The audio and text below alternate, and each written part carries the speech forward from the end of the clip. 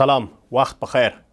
ځانګړې مرکې ته ښه راغلاست. د ملي اردو د تصفیې کمیسیون څومره ملي اردو تر اوسه پورې تصفیه شوې ده؟ د ملي اردو شمیره څومره ده؟ معیاري کېدوتوب ته څومره نږدې شوې ده؟ څه ډول اردو باید افغانستان په راتلونکي کې ولري؟ همدارنګه د سرحدونو کنټرول هغه مسأله ده چې ټول نن ورځ پرې اندېښنې څرګندوي. د افغانستان د سرحدونو کنټرول اوس مهال د چا په لاس کې دی؟ ملي دفاع وزارت ملي اردو څومره توانېدلې ده چې د افغانستان سرحدونه په سمه توګه باندې کنټرول کړي؟ همدارنګه د اوس مهال کې افغانستان څومره اردو لري او همدارنګه د راتلونکو لپاره یې بیا څه ډول برنامې دي؟ څومره د دې تفتیش ترسره شوی دی؟ په دې مورد باندې بحث کوو. په بحث کې راسره قدرمن میلمه مفتي لطیف الله حکیمي د ملي دفاع وزارت سرمفتش دی راسره. ډېره زیاته مننه کوم مفتي صاحب چې وخت مو راکړی دی. که لومړی راته ووایئ څومره ملي اردو افغانستان لري اوس مهال؟ بسم الله الرحمن الرحیم. په دې وروستیو کې موږ اعلان وکړ چې اردو چلنه سوې، معیاري سوې، تثبیت سویه، ثبت نام سویه، جذب سویه او روزل سویه. 1,50,000 کسان دي. خو دا تعداد وروستنی تعداد نه کېدای شي د هم لوړ سي. دا خو هغه کسان دي چې اوس فلحال هغوی ته اعشار روانه ده او هغوی د هېواد د امنیت له علیا منافعو څخه د دفاع چارې په لاس کې لري. څومره بیا د تصفیې کمیسیون مسؤلیت هم تاسو ته در لغاړی دی؟ څومره مو تصفیه کړې ده؟ مطلق د سرمفتش دغه دنده مربوطه ده د اردو مکمله تصفیه، معیاري کول، په ټولو امورو کې شفافیت، حساب ورکونه، همدغه عمده ټکي دي. دا اردو چې اوس جذب سوې ده او پر هغې باندې چې کار سوی ده، چڼله سوې ده 1,50,000، دا ټوله تصفیه سوې اردو ده. دا هغه کسان چې د هغو څخه په وار باندې کسان ځینې اخراج. څومره وخت چې بیا تاسو را تصفیه کړئ 1,50,000 ته رارسېدلې ده؟ 4,500 کسان یو ځل وایستل سوه له صفه څخه. وروسته چې د کره کتنې کمیسیون بیا ورته جوړ سو چې په ټولو قطعاتو جزو تامونو کې پر هغه باندې کار وکوي، هغوی بیا په زرګونو کسان وایستل. نو چې خلاصه هم دغه څه سوه چې دا پاته ده. 4,500 کسان تاسو له اردو له لیکو څخه بهر کړي دي. هغوی څه کړي وو چې تاسو له دغه لیکو څخه بهر کړل؟ بېلابېل مسایل وو، په هغوی کې اکثریت هغه وو چې بده سابقه وه او دې ته ورته. د پخواني حکومت څومره ملي اردو اوس مهال تاسو سره کار کوي؟ زه به دا موضوع لږ واضح کړم تر څو به هم پاته نه سي. د پخواني حکومت به نه ورته وایو، د افغانستان هغه خلک چې مخکې دلته وو هغه څو نوع خلک دي: تخنیکي، مسلکي، فني او همداراز اداري پرسونل. اوس تاسو په اداره کې وینئ دا مطلق هغه دي چې پخوا وو. دا زما له امیر دفتر څخه ونیولې تر یاوره و تر بله پورې دا ټول هغه کسان دي چې په کومو بستونو کې په هغو بستونو کې حتی اوس امارت د ترفیې دپاره هم ژمنه کړې ده چې ترفیه به ورکوي هغوی ته قانونا د هغه اصول چې په د اردو په چوکاټ کې دي، همداراز ملي دفاع وزارت په چوکاټ، همداراز تخنیکي نور پرسونل چې دي، مثلا انجینران، پیلوټان، همداراز نور نظامي وسایلو باندې بلد، ټول هغه پرسونل، دا ټول هغه پخوانی پرسونل ده. دوهم مصطلح اردو ده. مصطلح اردو هغه کسان چې د امارت ته هغه مطلق جذب شوي دي او هغه په دغه درو ارګانونو کې جذب شوي، ځینې کې ملکي ادارو ته تللي وو لکه ملي دفاع وزارت، کورنیو چارو او استخبارات. دغه څخه پاته نور حتما په نورو وزارتخانو کې هم جذب شوي دي، البته په خالي بستونو کې. او هغه کسان چې د اردو په چوکاټ کې هغوی زده کړې کولې، مثلا حربي پوهنتون وو، حربي ښوونځی وو، همداراز نور هغه بالفعل هم فعال او همداراز هغه کسان چې پکښې وو هغوی په اردو کې هم جذب او دغه سلسله هم روانه ده. ځینې په پخواني دولت کې ځینې د ملي اردو افسران بهرنۍ هېوادونو ته تللي وو، هلته یې زده کړې ده. د هغو برخلیک څه ډول دی؟ چا چې مراجعه کړې ده هغوی دلته اکاډمي ده، تاسو به لیدلې ملي دفاعي اکاډمي، په هغه کې دوی ته فقط یوه شرعي دوره ورکوله کېږي، شرعي دوره، تر څو هغوی د دا نورو مضامینو تر څنګ له اسلامي اخلاقو، آدابو، نو له ټولنې سره هم اشنا وي، د امارت نظام سره هم بلد وي. د دې څخه وروسته دوی هم هغه راز له قانون چې جذب شوي وي یا جذب کېږي، هم د اردو او همداراز په اداري او په تخنیکي پرسونل په چوکاټ کې د اردو په لیکو کې، همداراز د ملي دفاع وزارت په چوکاټ کې جذب کېږي او هغوی استخدام کېږي. ځینې چې اوس مهال په درسونو باندې بیا په بهر کې بوخت دي، د هغوی سرنوشت خبر څه هغوی د خپل برخلیک په اړه باندې اندېښنې بار مطرح کړي دي. بلې اندېښنې دوی سره هم شته، موږ سره هم شته. مثلا اوس په هندوستان کې ځینې کسان دي هلته په زده کړو باندې اخته دي، همداراز په نورو هېوادونو کې هغوی دلته د ویزې مسایل وایي راپور تاسې به لیدلي وي. همداراز نورو هېوادونو کې د دوی سره بیا څه ډول برخورد کېږي، یا هغوی نظارت څه ډول وسي، هغوی څه ډول په اعتماد کې به اخیستل شي. هغو سره مکمله رابطه ده او هغوی هغه ډول چې زده کړې وي په هغه ډول ادامه ورکوي. د هغو زده کړو له بشپړولو وروسته به بیا دوی د ملي دفاع وزارت په چوکاټ کې خدمت کوي. تاسو ویلي چې د ستاسو د ادارې یو دنده معیاري کول د ملي اردو هم دی. اوس مهال د افغانستان ملي اردو څومره معیاري شوې ده؟ آیا نړیوال معیارونه چې د یوې اردو لپاره دي هغه باندې برابره ده؟ تاسو ته معلومیږي د ملي دفاع وزارت خپلې لایحې دي، طرز العملونه یې دي، تعلیماتنامې چې ورته وایي، او همداراز هغه مضامین، مطالب او هغه نصاب تعلیمي په مجموع کې چې د اردو دپاره و، هغه مطلق په پام کې نیول شوی د مکمل.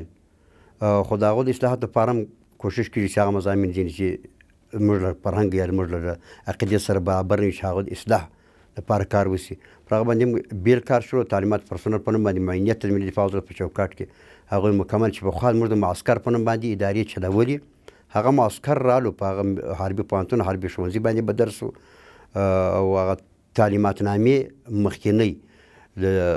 پخوانیو حکومتونو څخه چې وي هغه څنګه چې مرحلو اجرا دي د هغو د الغا حکم نه ده راغلی. همداراز ټول قوانین د افغانستان چې هغه پر خپل حال باندې دي، د لغوه کولو حکم یې نه وي راغلی، هغه مکمل په نظر کې نیول کېږي او د هغو مطابق د اردو د معیاري کولو دپاره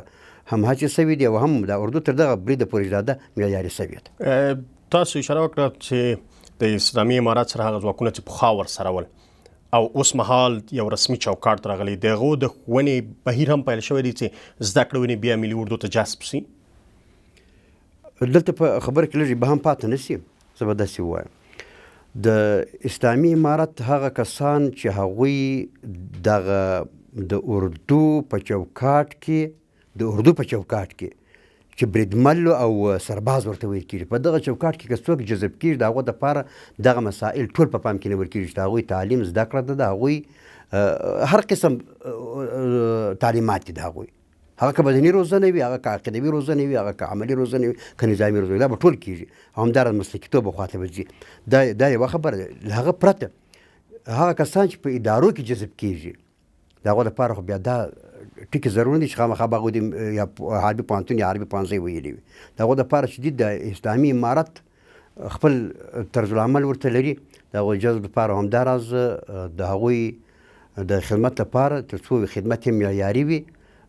سیمینارونه دایروي او د سیمینارونو له طریقه څخه هغوی ته خپل ادارې او د ادارې چوکاټ ورته ښیي چې هغوی بیا په هغه ډول باندې وکړی شي. د ملي دفاع وزارت په چوکاټ کې کار کوي، هغه که په اداري برخه کې هغه ته د ښوونې ته اړتیا نشته، د زده کړې بهیر ته اړتیا شته. عرض ما داسې کوی چې هغوی ته د حربي ښوونځي او د حربي پوهنتون ویلو اوس چانس نشته، ځکه چې هغوی تر هغه عمر زیات تیر دي چې یو هغه دی چې د سرباز یا د چې اوس موږ مجاهد ورته وایو، سرباز یا د بریدمل په بستونو کې چې مقرر جذب کېږي هغوی کم عمر لرونکي دي، هغوی خو د 1830 تر مابین دي،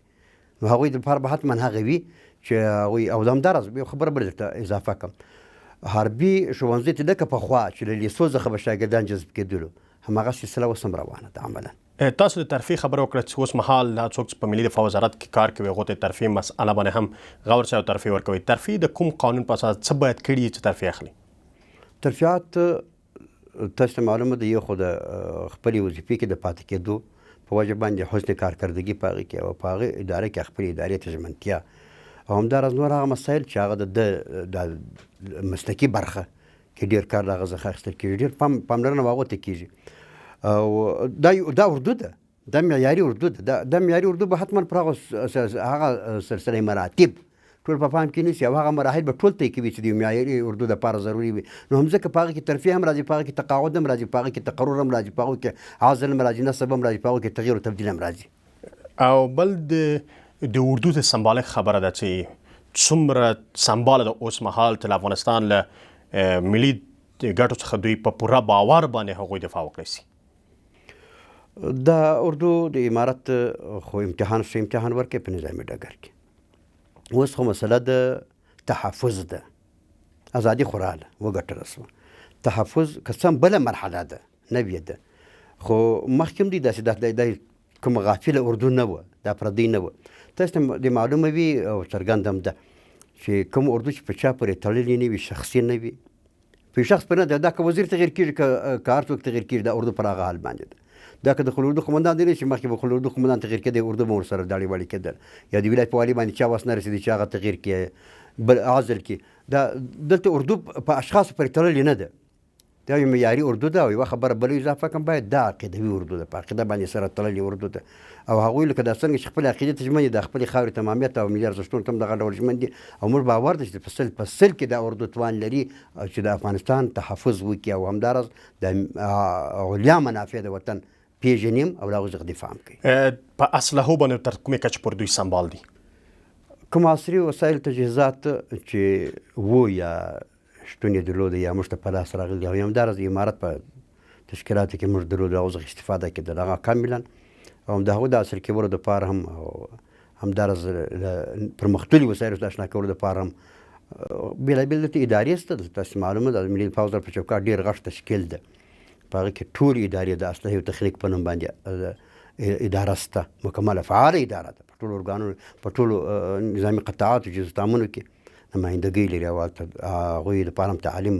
سلسله جاري ده. او همداراز له عقیدې له پلوه څخه عقیدې او فرهنګي چارې روانې دي، تعلیماتو پرسونل په چارو کې هغه چارې د روانې دي. او همداراز د مکمل معیار کولو دپاره له هر لحاظ څخه، مثلا له صحي لحاظ څخه دا ټول ته پاملرنه کېږي. او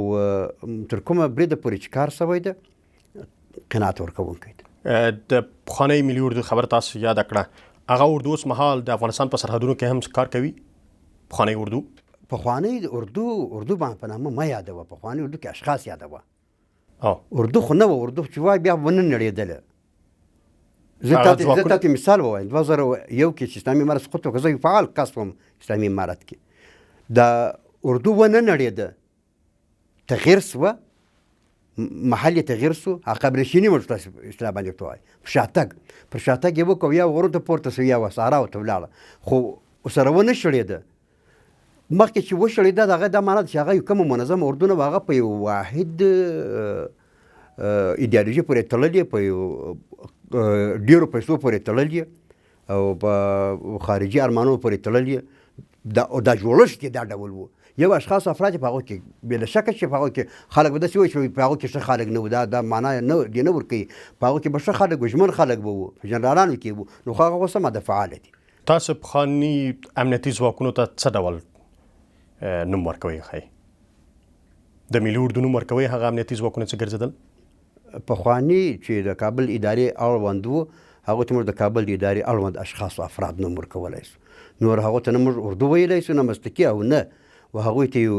ملي اردو نوم ورکولی، نه څوک د ملي پولیسو نوم ورکولی شو هغو ته. ما عرض وکړئ، ملي چې وي هغه په ملت پورې تړي، هغه بیا نه سره شړېږي، هغه بیا پر خپله مخه باندې نه هغه په غر پسې تښتي او نه هغه په تیارو پورې ټالېږي. مننه. لنډه دمه بېرته راګرځو.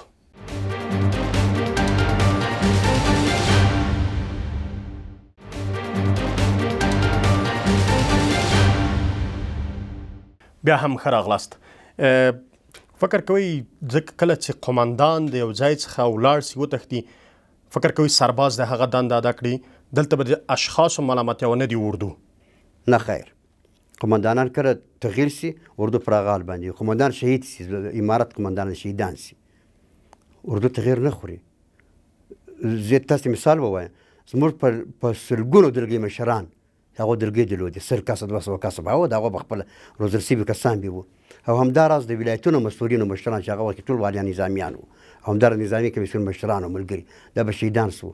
جنګ په ډګر کې به بمبار به سو. اردو پر هغه حال باندې وو. اردو دې ته نه وایي چې شخص مربوط یو ډلګۍ وي او هغه په ده پورې تړلي وي، که دی مړ و هغه مړه ده، که دی ژوندی و هغه ژوندی ده. دا اردو نه ده. ځکه ما وویل چې اردو هغه ته ویل کېږي چې هغه وطن علیا ګټو ته ژمنه وي، د وطن علیا ګټې درک کړي. اول شیش دي، زه شیش دپاره دا کار کوم، د عقیدې دپاره کار کوم، د دغه هېواد د خاورې دپاره کار کوم او د ملي ارزښتونو تحفظ دپاره کار کوم. همدغه عمده ټکي دي. دا عمده ټکي چې اردو وپېژندل، هغو ته ژمنه ووسېده، هغه اردو بیا په شخص پورې تړلې ده، سر یې د ټول وزیران تغیر شي، د اسلامي امارت اردو به پر دغه حال باندې وي.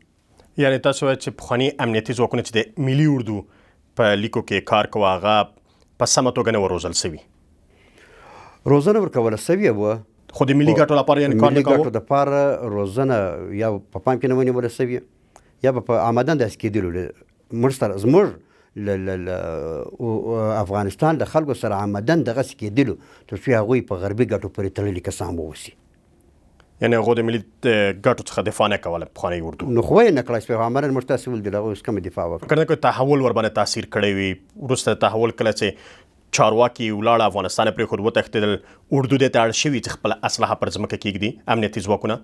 د فارسي متل دی چې د دیوال بیخ چې د کوږ کښېښودی بیا تر سریا پورې چې لوړ دیوال ځي ټول به کوږ وي. تا سریا مېره وه دیوار کج، بنیاد چې خراب کښېښودل سو بیا د هغه څخه وروسته په پای کې بیا خلک سمول تصفیه کول هغه بیا مشکل کار ده. هغه بنیاد پر غلطه باندې شوړ سوی، هغه په خپله ویل دا د واشنګټن ساتونکي دي، هغه په خپله دا د نیویارک عسکر دي، په خپله بیا په اصطلاح د هغه وخت واکمنانو به ویل. نو چې هغه په نیویارک واشنګټن د تحفظ لپاره کار کوي، نو زما بیا وطن بیا څه کوي؟ او ما وطن دپاره څه راوړو؟ دا دربدرۍ څخه ماسې وه. ښه خبر دا چې دا پاڼه واړوو او نوي بحث ته ما ورته تخنیکي برخې ته داخل سو. درست. یو بحث دا دی چې د ملي اردو د یونیفورم مسئله ده. تاسو به هم له ډېری ځایونو کې د همدغه مسئلې سره مخامخ شوي چې خلک پوښتي چې د ملي اردو یونیفورم څه ډول کېږي، څه ډول ملي اردو یونیفورم صاحبان کېږي تر څو پورې وپېژندل شي چې دا ملي اردو دی. فعلا که چا هغه مخکینی د په اصطلاح چې اردو ورته ویل کېږي د هغوی چې کومه یونیفورم و، کومه دریشي وه، هغه دریشي مکمله تر هغه وخته پورې تر څو چې هغه استهلاک کېږي ختمېږي تر هغه پورې مکمل هغه عملي اجرات. زما د نږدې تاسې ورسئ زما محافظین وبینئ هغه جامې په تن دي. همداراز نور په ټولو قطعاتو کې هغه جزتامونو کې دا چې تا سره مخ کېږي دا خو پولیس دی په بازار کې سره مخ کېږي یا نور یا استخبارات، هغه خو بیلې بیلې ادارې دي. اردو په چوکاټ کې زه غږېږم اردو مکمله تر هغه وخته پورې زه د خبره چې ابهام پورته کړم تر هغه وخته پورې چې دا دریشي ختمېږي دا باندې مصرف شوی ده، په دې باندې افغانستان بودیجه لګېدلې ده او دا نه د پکار ضیاع المال د مال ضایع کول نه دي پکار بې ځای بې مورده. دا به تر هغو پورې به له ده څخه استفاده کړي تر څو پورې دا ختم شول. هغه څخه بعد درې ډول کې د اردو دپاره د تخنیکي پرسونل دپاره بیل، د اردو دپاره بیل، او همداراز د پیلوټانو او همداراز د نور هوایي ځواک دپاره بیل. د دوی دپاره درې قسمه یونیفورم تایید شوی ده، جوړ شوی ده، بیا به هغه توضیح کېږي. یو څه چې مفتي صاحب تاسو به هم په د ښار کې چې ګرځئ وینئ پخوا موټر مشخص د هر وزارت، د ملي دفاع وزارت موټر یو رنګ درلود، د وزارت داخلي موټر بل رنګ درلود، د استخبارات ریاست موټر بل رنګ درلود. نن ورځ هغه تفکیک له خلکو څخه ورک شوی دی. ټول په جامع پرتان او د ملي اردو په موټر کې سپاره نه پیژندل کېږي چې آیا دا د ملي اردو کسان دي، د کورنۍ چارو وزارت کسان دي، که د استخباراتو کسان دي. دغه تفکیک سخت شوی دی خلکو ته. له خلکو سره چې مخ کېږي د خلکو به له هغو سره کار وي. په بازار کې د عبور مرور والا سره خلک څه کار لري؟ خلک دې ګرځي. یو چې له خلکو سره مخ کېږي په خلکو کار لري. زه مثال درته وایم څوک ته لاس رانیسي په شا چاپه وهي، هغه څوک دي؟ هغه د اردو والا نه دي، هغه نور د استخباراتو د پولیسو خپله طریقه ده، د امنیت تامین دپاره دوی څه کوي د هغوی خپله چاره ده. د اردو کسان کله چا سره مخ کېدلو دا ډول چې کار ورسره درلودی هغه به د اردو په لباس کې وي. خو د موټرو مسئله یې ده چې دغه موټر چې خړ رنګ موټر د ملي دفاع وزارت مربوط موټر دی، دی کې چې کسان ګرځي او شخصي جامې پرتان دي هغه څوک دي؟ دا به کېدای شي د اردو هغه پرسونل وي چې هغوی اردو د باندې تخنیکي پرسونل وي، اما اسلحې ورسره تاسو هم فني خلک وي. ولې بني فني خلک وي، هغوی سوداوي کوي، هغوی کار لري. یوه خبره بل هم زه باید وکړم، دلته چې امارت واکمن سو د امارت کې د ټول یو نظامي کمیسیون و، د نظامي چارو کمیسیون دغه خلک چې سره ولاړو دا ټول هغه دي، یا په اردو کې جز یا په پولیسو کې یا په استخباراتو، دا ټول هغه د نظامي کمیسیون خلک دي. نو دا نظامي کمیسیون په چوکاټ کې چې هر چا کوم موټر هغه ته ورکړل سو، ورته توزیع کړل سو، د هغه په هغه وخت کې خو وزارتخانې لا نه وي تانیسته وي، نو هغه پر هغه حال باندې پسې پاتې دي. خو هغه دپاره هم امر وسو چې تر ډېره بریده پورې ملي دفاع وزارت شیان هغو ته سپارل شوي دي، د پولیسو ته سپارل شوي دي، همداراز د نورو ادارو ته. خو نن ورځ په ښار کې چې کله مفتي صاحب وګرځئ تاسو هم وینئ او خلک هم ویني د ملي دفاع موټر خړ رنګ موټرو کې په اسلحو باندې کسان او شخصي لباس پرتان دي هغه ګرځي آیا خلک څه ډول لیدلوری د منظم والي وویني چې آیا د منظم اردو کېدای شي او که نه ځکه شخصي جامې پرتان او د ملي دفاع وزارت موټر تر پښو لاندې ما عرض وکړی چې که داسې وي د اردو مربوط څوک وي هغوی اکمالاتي کسان وي د اردو اکمالات کوي د اردو دپاره خریداري کوي هغه به بېله خبره ورنه اردو په ښارونو کې ګرځي نه اردو له ښار سره څه کار لري امالانه ستا خړ موټر ګرځي دا ټول یعنې فني خلک دي فني او تخنیکي حتما اردو یو ګلاک یو سوه 500,000 اردو دا به څومره خلک لري چې هغه فني او تخنیکي خلک وي هغوی اکمالاتي خلک وي حتما یې لري دلته بله خبره ده دلته جزویتامونه چې شته لکه دا ملي دفاع وزارت په دروازو کې چې کسان ولاړ دي د ده دروازه هاخوا ته یو ګام هم خواته په چا باندې کار نه لري تر خبر ځای تر امنیت پورې محدود دي نور چا سره کار نه لري له ولس سره غرض نشته بیا له هغه ځایه چې ولس ورته اړتیا پیدا کړي لکه په بیرونیو حالاتو کې له ولس سره کومک همداراز نور بله مسله د سرحدونو د کنټرول مسأله ده چې ملي دفاع وزارت راجع کیږي سرحدونو کنټرول اوس مهال تاسو سره په مکمله توګه دی بله کاملا تر واکمن کېدو نه مخه سرحدات د امارت لخوا څخه اکثریت سرحدات کنټرول امارت سره و بیا د هغه رسمي لارو څخه چې هغه په څو ګامو کې به تېره اداره واکمنه وه اوس خو الحمدلله کاملا زه په پوره اطمینان سره ویلی شم ټول سرحدات محفوظ دي مسون دي او موږ ډاډه یو د هیوادونه ولې ښه اندېښنې لري په تازه مورد کې به تاسو تاجکستان هیواد لیدلی وي چې وایي د افغانستان سرحدونو په تړاو باندې دوی اندېښنه لري حتی یو قطعه یې درته معذف کړې چې افغانستان سره په پوله کې د خپلې خاورې څخه ساتنه وکړي دوی له څه څخه اندېښنه لري که چیرې سرحدونه په کنټرول کړي او د دوی باور دا دی چې د افغانستان له سرحدونو څخه دوی ته نور کسان وراوړي دا یو وخت کې د پوښتنه ما څه ما جواب هغه کلیشي جواب د هغه به ورکړم چې یو اندېښنه درلودل دي بل ایجادول دي بیا د اندېښنې ایجاد کوي ځان ته خپل کار ګوري دي ورنه د افغانستان څرنګه چې وعده شوې د ټولو هېوادونو سره د امنیت په موضوع کې همداراز د قاچاق په مخنیوي کې غیر قانوني اوښتو راوښتو کې په دې ټولو چارو کې اردو متعهده ده او همداراز د دغو ټولو چارو څخه دفاع کړې ده اوس مهال فکر کوئ دغه اندېښنې د څه پر بنسټ دي آیا هغه هیوادونه د افغانستان له وضعیت څخه څه لیدلي ځکه تاسو ډاډ ورکوئ د افغانستان سرحدونه په کامله توګه د ملي دفاع وزارت تر کنټرول لاندې دي هیڅ چاته اجازه نه کوي خو بیا له دا هیوادونه به تاسو په خبرو باندې باور نه کوي هیوادونه یو زموږ داخلي موضوعات دي چې موږ په داخل کې دلته زموږ څه تېرېږي یا موږ امنیت څه ډول ده دوهم دوی ته د یو شي صدور د اصدار ده چې دوی ته صادر شي دوی ځینې متضرر شي د دوی چې متضرر کېږي په هغه برخه کې به فکر کوم دوی هم اندېښنه نه لري دوی ته زموږ څخه مشکل نشته اما قطع جوړول بیا فکر نه کوئ د اندېښنې زموږ لخوا څخه او دوی هلته امنیتي ترتیبات نیول و د دوی خپل ځان عیارول داسې فکر کوم د نه تفاهم له نږدې څخه یا د نه شناخت مسله ده دوی که د امارت د اردو له د تقدس څخه همداراز دغه خپل هېواد ژمنتیا او تعهد ته له متعهد کېدو څخه که دوی خبر شي کېدای شي د اندېښنې به بې ځایه وي بله لنډه دمه بېرته راګرځو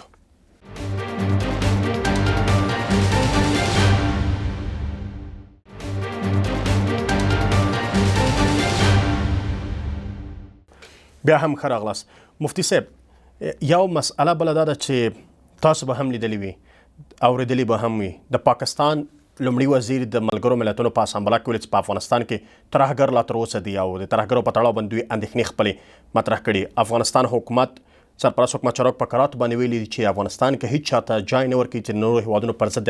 کارونه وشي فکر کوي پاکستانیان د افغانستان امنیت په تړاو باندې ولې دا ډول باور لري ولې دا ډول څرګندونې کوي د دې سره تاسو د امنیت ډاډ ورکوئ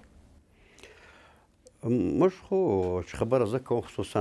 زه باید د اردو په چوکاټ کې وکړم او له اردو څخه یې وکړم خو پاکستان د خپلو سرحدونو په تړاو اندېښنه درلوده د هغوی لومړي وزیر خبره کړې موږ لومړي وزیر څخه باید دا پوښتنه وشي هغه جواب یا د هغوی څه سیاسي مسله وه خارجه وزارت په هغه وخت کې معقول جواب ورته ورکړي هغوی ته اندېښنې د هر چا چې وي مطلق بې ځایه دي موږ په خپله پایڅه کې پښه بنده ده یعنې موږ د خپل هېواد رغول و سره راټولول و او د هېواد سره پیودل و له خپل ولس سره پوکېدل و او له خپلو منافعو څخه دفاع دا زموږ فریضه ده او هغه باید وکوو د دې معنا دا نه ده چې موږ بل چا ته ضرر متوجه کړو بل چا د ضرر په لټه کې نه یو بل چا ته هم دغه غوښتنه کوو موږ دې په چارو باندې هم کار نه رالري او خصوصا موږ د اردو په تقدس باندې دې څوک لوبې نه کوي. د سرحدونو د کنټرول مسأله باندې هغه څه چې ټول په با خبرې پیو کوي د هوایي حریم چا سره دی د افغانستان؟ افغانستان هوایي حریم غیر مسنون ده، ځکه دلته فعال رادار سیستم ټول امریکایان وړاندې کوي او د هغوی هغه کسانو چې هغوی ته ژمن وو د هغو منافع ته که تاسو چې مخکې هغو څخه یادونه کوله ځینې اشخاص او افراد هغوی حتی دا هم وکول چې دلته څه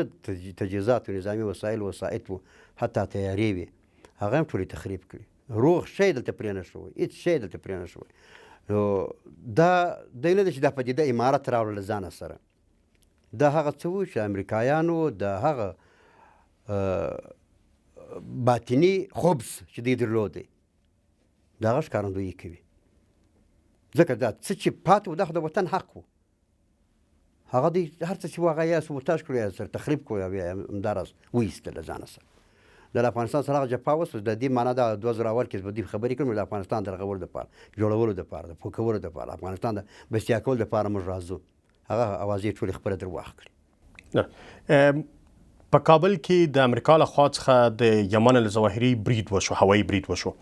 لا تر اوسه پورې هم هغه مسأله لا ګونګه پاتې راو څېړنې پای ته هم نه دي رسېدلي. فکر کوئ دغه هوایي تیارې له کوم ځای څخه راغلي چې د افغانستان هوایي حریم نقض کړی دی او دلته په کابل په شیرپور کې د دوی له خوا څخه حملې وشوې؟ معلومه مشخصه موضوع له کومه څخه راغلي وو، پر هغه باندې خبرې هم وشوې، موږ وزیرانو خبرې ورباندې وکړه، همداراز نور ولس هم په دې باندې پوهېږي. امریکایانو دا خبر هم دا ډول ګونګه پرېښوه لکه د نیویارک او پینټاګان چاودنې په 2000 کال کې چې هغه وسوي او بیا دې چې موږ اسناد وړاندې کوو دنیا ته چې دا القاعده ډلې کړي دي، نو هغه وړاندې کړي، هغه څخه وروسته بیا د اسامه د وژلو یا د شهید کولو دی اعلان وکوي، نه هغه مورد کې اسناد وړاندې کړي دي، نه په دې مورد کې دا اوس تازه چې کومه پیښه وه ایمن الظواهري، نه په هغه مورد کې کوم اسناد وړاندې کړي دي. نو که دې اسناد وړاندې کړای شي دغه ټولو موارد یا خصوصا دغه یوه مورد اسناد وړاندې کړای شي، په هغه وخت کې بیا سړی له خپله خبرې څخه دفاع ته باید چمتو اوسي، خپلې خبرې څخه دفاع وکړي یا له خپلې ادعا څخه دفاع وکړي. د افغانستان څخه دفاع د ملي دفاع وزارت مسؤلیت دی، د ملي اردو مسؤلیت دی. هغه هیوادونه چې دا ډول کار کړی د ملي دفاع وزارت ځواب ورته څه دی؟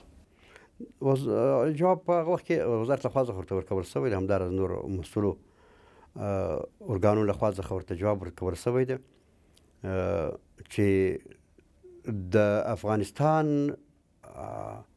هر ارزښت باید د ارزښت په سترګه باندې وکتل شي. نور تر بعده داسې د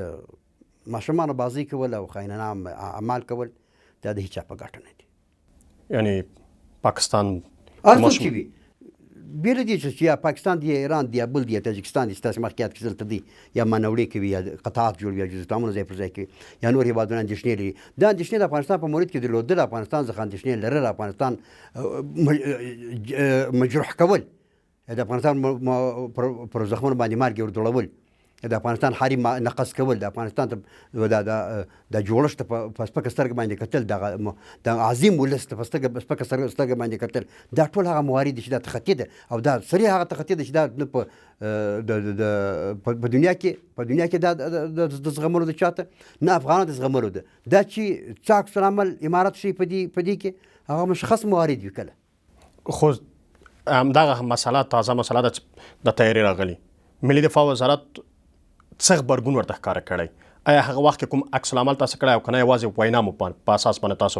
بسنه کړې ده؟ د دوحې د توافق له مخې نه امریکایان د مداخلې حق لري، نه ګاونډیان، نه موږ د چا په چار کې د مداخلې حق لرو، او نه بهرنیان د افغانستان په امور کې نه خو بهرنیان دغه امریکایان دي یا هر څوک چې دی دغه خپله ګاونډي باندې دغه ټول بهرنیان، هېڅوک د افغانستان په چار کې نه د مداخلې حق لري، نه موږ د چا ته څه صادروو، نه اراده لرو، موږ په خپل تعهد باندې ولاړ یو او دا امارت په عمل کې ثابته کړې دا چې هیوادونه څه ډول برخورد کوي. ښه خبره دا ده دا سوال یا جواب دا ډول تعبیر کو چې دې پر ځای چې دغه شل کاره د نظامي برخوردونه وو یا دلته مشکلات ایجادول وو یا ټکول وو د چا دغه نتیجه نه ده څو نتیجه نه ده ورکړې، زه خو وروسته هم نتیجه نشي ورکولی. ښه خبره دغه ده چې د سوی تفاهم پر ځای باندې تفاهم ورته ولاړ شي. که چیرې یو بحث دا دی چې نړیوال نن ورځ مطرح کوي چې افغانستان کې د ترهګرو ډلو شتون په تړاو باندې دی او دا هم ویل کېږي چې د افغانستان په سرحدونو څخه اوړي افغانستان کې د افغانستان له سرحدونو څخه اوړي که چیرې تاسو په سرحدونو باندې څوک ووینئ چې هغه نور هیوادونو ته ګواښ وي یا د افغانستان ته راننوځي ملي اردو څه کوي؟ داسې خو په عمل کې چا تر اوسه پورې څه راته ښکاره کړي نه دي چې یا درلو یا درڅخه راغلو. خو اندېښنه به سړی په هر وخت کې لري خپل سرحدات تحفظ د ملي اردو یوه له هغو مقدسو دندو څخه ده چې همیشنۍ دنده یې ده او بیا چې اوس د سرحدونه ملي اردو ته سپارل سوي دي عملا کاملا اردو ودې ته ژمنه ده او تر کوم بریده پورې چې کار کوي د هغه کار یې مؤثر ده. په دې معنی یو د یو کار تدارک وي د کولو څخه مخنیوی وي یو نه کول وي. اوس خو نه کولو په حالت کې موږ د سرحد څخه نه څوک راوړستی دی چاته نه مې چاته ګواښ صادر کړی ده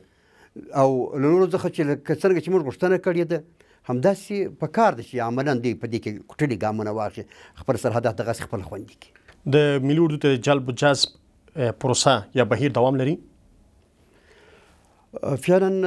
د څه وخت لپاره چې چون دلته په بودیجه کې څه کسر راغی توقف ده دا مسله خو د جلب جذب اداره فعاله ده. د دې معنا دا نه چې جلب جذب اداره ولاړه ده یعنې په هغه شمېر چې مخکې به جذبېدلو شي او همداراز د دغه دومه مسله دا ده چې دا جذب شوي کسان دغه تثبیت رتبې مسله د تثبیت بست رتبه تعینول او همداراز د ټول تشکیلات د اردو د عیارول په دا مسایلو باندې تر اوسه پورې د ملي دفاع وزارت شدید مصروف ده. اکمال د تجهیز تمویل دا ټول څه هغه د خارجي منابع هم نشته ټول پر دغه خپله داخلي منابعو باندې متکي اردو ده او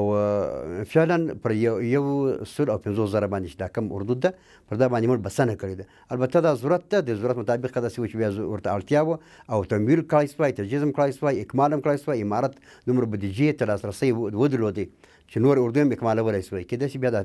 تعداد اضافه شي. عربي ښوونځي کې اوس مهال زده کوونکي شته چې په زده کړه باندې بوخت وي؟ هم عربي ښوونځی او هم عربي پوهنتون. هغه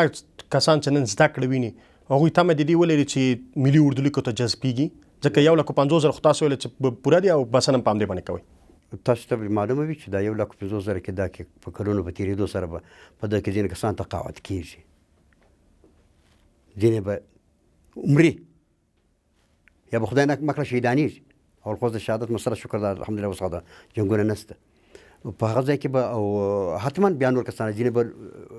تخنیکي کسان تخنیکي به جذب کېږي ځینې به اداري کسان ادارو ته به ځي ځینې به په سربازانو او د سرتیرو یا د بریدمنانو په بستنو کې حتما وي او دا به دا سلسله روانه ده دا چې تر څو پورې دولت وي دا د دنیا سلسله لکه څرنګه چې روانه ده د اردو سلسله به همدغه ورسره روانې. سږ کال فارغین شته د ملي اردو؟ بله فعلا هم شته او انتظار دي ته کېدای شي چې اوس په راتلونکي ورځو کې موږ تاسو د دوی د فارغېدو مراسم هم په سترګو باندې ووینو. شته بلې هو پخواني هم دي او اوسني امارت مجاهدین چې جذب شوي د هغوی هم د فراغت اسناد ترلاسه کوي. هغه چې اسناد اخلي فراغت وشو هغوی ملي اردو لیکو ته لیږئ د سرحداتو کنټرول ته لیږئ؟ سرحداتو او د ملي اردو لیکي او همداراز اداره زموږ دا ټول سره یو چوکاټ ده یعنې زه تاته داسې خط د دې دپاره چې تفاهم وشي ښه دا ضروره ده چې څوک په دغه مرکزي 314 خولي اردو کې وو دا به نو بیا و بدخشان ته نه ځي یا د بدخشان پر سرحد باندې چې کوم مجاهدین وو یا هغه ملي اردو سرتیري هغه به نو بیا نه راځي د قندهار البدر خولي اردو ته. امارت یې سره اړوي را اړوي په دې کې څوک چې رانوش کړي امارت دا د وزیرانو په یوه شپه باندې لاس درته بدلوي څوک څه پکښې ویلی ځکه دا خو څه د انتخاباتو مسله نه ده نه د چا د خفګان موضوع ده دلته فقط د ادارې و جوړښت ته کتل کېږي تر څو اداره ښه تقویه سي او لزومدید ته کتل کېږي څه ډول د مشرتابه لزومدید وي په هغه ډول باندې د اردو عیارولی سي. یو بحث دا دی د وړاندې مو اشاره ورته کړه د موټرونو د استفادې بحث دی. یو ویډیو په ټولنیز رسنیو کې نن ورځ لاس په لاس ګرځي چې د اروزګان په یو ولسوالۍ کې د دولتي موټرو څخه پرزې راخلاصېږي او شخصي موټرو ته اچول کېږي. د ملي دفاع وزارت که دا ډول چلند سره مخامخ څه کوي دې په وړاندې؟ په لومړنیو کې چې موږ کابل ته رالو داسې مسایل به کله کله راتلل چې ځای به په مشترخانو کې موټر و د اردو یا د بل چا ول هغه ځخ باش کله کله داسې هم پیښ شوی څو موارد وو چې موټر رنګ کې تغیر ورکاوه ونیول شو دا کسان لاس په لاس باندې او دا موضوع چې تاسو یاد کړه مشخصه دي خبر نه یم او که داسې موږ ته جزئیات موږ سره شریک سي اقدام کوو یو بل بحث دا چې خلک د کابل میشتې ترېنه اندېښنه لري او تاسې هم وینئ د موټرو څخه په بېرقمه ډول باندې په بې احتیاطۍ نه استفاده کیږي هغه موټر که د ملي دفاع وزارت که د استخباراتو دی که د کورنۍ چارو وزارت دی خو دلته بحث د ملي دفاع وزارت د موټرو مطرح کیږي ځکه دا تاسو پورې اړوند کیږي هغه خلکو سره څه کوئ په وړاندې ولې بېرقمه موټر نه استفاده کیږي یعنی بې احتیاطه چلول کیږي ښه خبره دغه ده چې ترافیکي اصولو سره ملګري بلد شي ما خپله ترافیکو ریاست ته د کابل ترافیکو ریاست ته پیشنهاد وکړ مکتوب یې ورته ولېږي سر مفتشیاتو څخه چې ما ته استادان راکړه زما ملګري او دا نور محافظین دا دورې نشي درتلی بیا هغوی استادان راته راولېږل دلته سر مفتشیات په چوکاټ کې موږ په لسګونو کسان فارغه کړو او له هغو څخه ښه اعتمادي د باور وړ او مسلکي موټر چلوونکي جوړ شو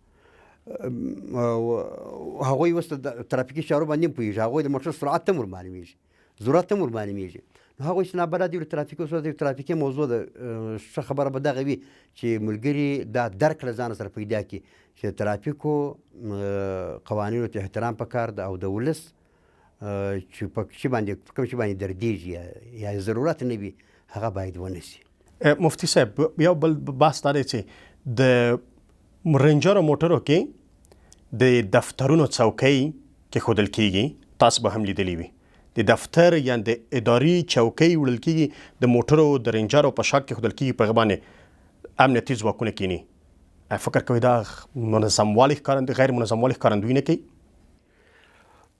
نه پوهېږم چې داسې مورد به چیرې وي موږ خو چې لرو ښار کې خلک ویني موږ خو چې لرو هغوی ته موږ په بازار کې ور اچولي او دا د عادي خبره ده په بازار کې دا چوکۍ خرڅېږي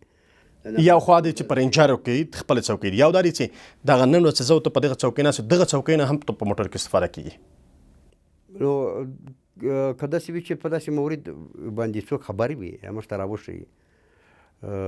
د دې پدیدې د ورکولو دپاره خو ژمنتیا لرو او ډېر نامناسب عمل ده دفتر شی له دفتر سره زیب کوي او د موټر شی له موټر سره زیب کیدای شي چا ته به داسې شی په لاس ورغلی یا به چا داسې تصنعي کار کړی وي ردولی خو یې نه سو خو ما ته تر اوسه پورې داسې څه په مخه راغلي نه دي او که راسي واقعا د دې وړ ده چې سړی ورباندې غور وکړي او اقتدار وکړي او بل بحث دا دی چې په یو رنجر کې بې شمېره کسان ګرځي خلک یو ویره نه همدې لري که خلک وایي چې څه وخت په منظموالي خواته ده ملي اردو وځي د ملي اردو موټر دی بې حده شمېر د سربازانو یا د امنیتي ځواکونو پکې زیات دی فکر کوئ دغه برخې ته هم توجه کېږي ولې نه کله د وسایطو کمبود وي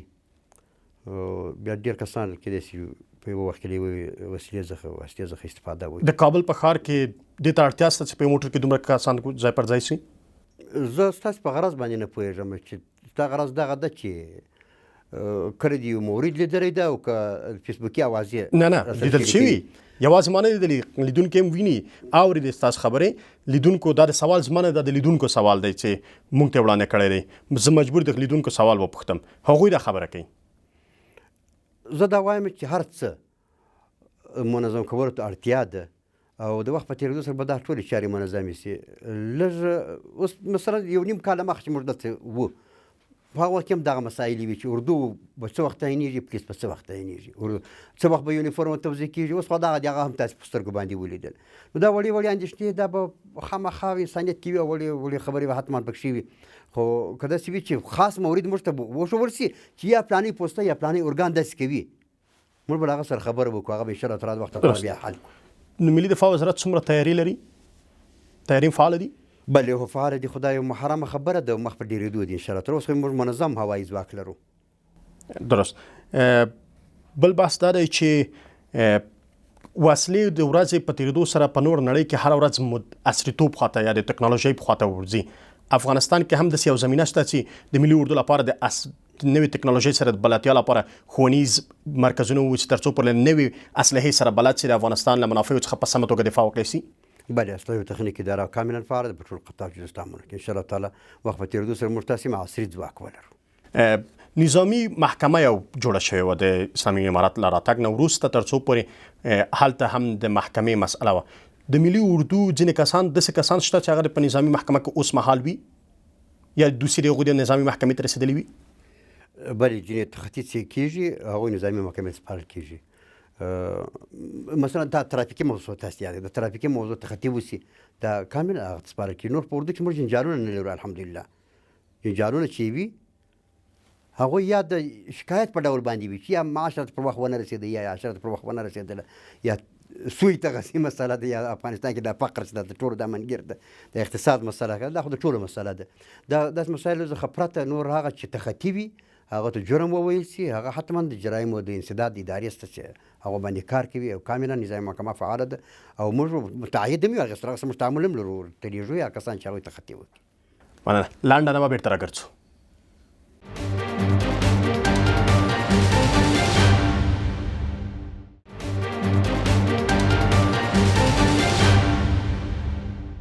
بیا هم ښه راغلاست. یو بحث تاسو ویل چې د شفافیت او د حساب ورکونې بحث هم د ستاسو د ادارې مربوط کیږي. څومره شفافیت اوس مهال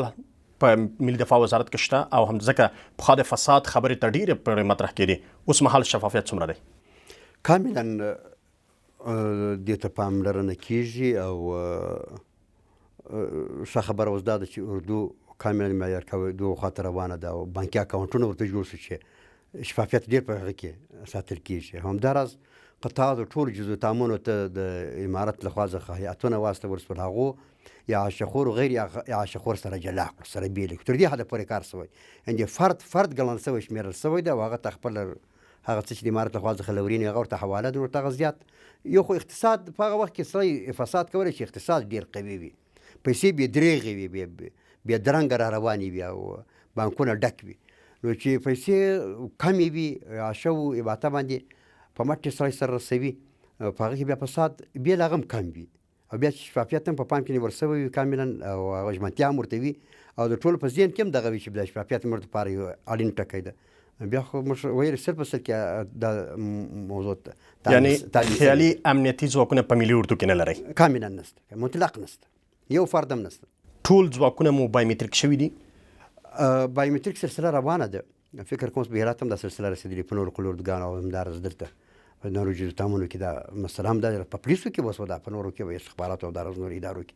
دا خو بایومتریک سلسله خو یو اوږدمهاله پروسه ده هغه به وي او ښه خبره دغه ده تر هغه له مخه چې د پیژند اداره ورته فعاله د هغوی هر څه د پیژند تر اصولو تېروي چې هغه کې تاسو ته معلومه ده څو ډول فورمې دي هغه به ټول لیکل کېږي په څو ډول باندې دا کس پېژندل کېږي هر کس او همداراز د هغوی دپاره د حاضري کتاب سجل سوانح ټول مکمل کاملا د ادارې ورته فعاله دي نو ځکه موږ ویلو چې نه فساد شته او په اردو په چوکاټ کې او همداراز نه د فساد عوامل شته. د نصاب په تړاو که راته ووایئ د ملي اردو نصاب اوس مهال څه ډول دی؟ پخوانی نصاب دی؟ د اردو لپاره ما عرض مخکې وکړی چې یو یې تخنیکي او مسلکي مسایل وي یو یې عقیدوي او فرهنګي مسایل عقیدوي او فرهنګي مسایل ورباندې اضافه شوي دي نور کاملا هغه چې پخواني په حربي ښوونځیو په حربي پوهنتون کې ویل کېدلو تعلیمات نامې هغه کاملا رعایت شوي دي په هغو کې به حتما د ترمیم او د اضافتوب یا د کموالي اړتیا وي او هغوی باندې غور شوی دی او د وخت لپاره به انشاءالله تعالی د تعلیم تامیم ټولې اصلاح شي. ډېره زیاته مننه کوم مفتي صاحب چې وخت مو راکړ کور مو ودان. مننه له تاسو قدرمنو لیدونکو هم ډېره زیاته مننه چې زموږ د دې خپرونې لیدونکو وئ. تر بیا ښه وخت.